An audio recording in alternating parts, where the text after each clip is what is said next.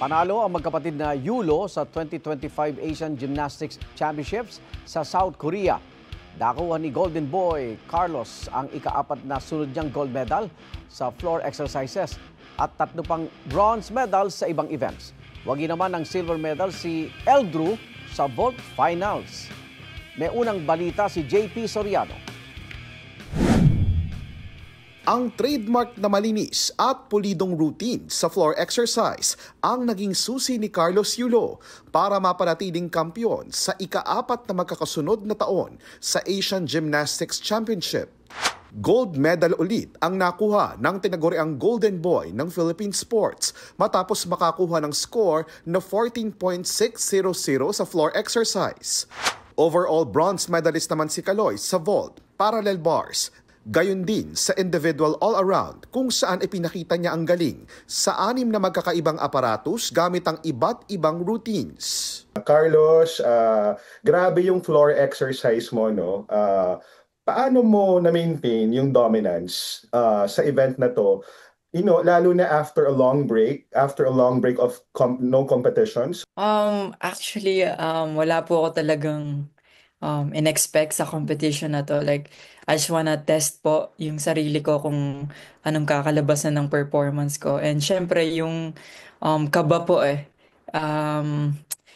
syempre, after Olympics, ibang platform po yung Olympics kesa dito. Pero yung nagko-compete po na-loss of touch na rin ako siguro ng sa competition. So, gusto ko po i-try and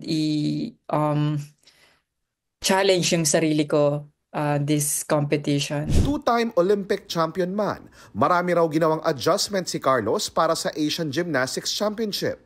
Nag-iba ng rules and I had to make it like really clean po na routine.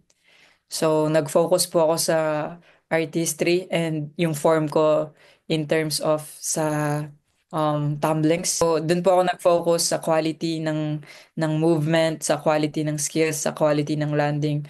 So, ayun po yung pinagtrabahuan ko po nung bumalik po ako.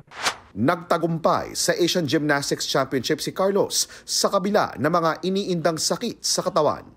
Ang daming sumakit sa akin Sumakit yung likod ko, sumakit yung shoulders ko and yung leeg ko. Parang 2 weeks, almost 2 weeks yung pagitan ng paggaling niya.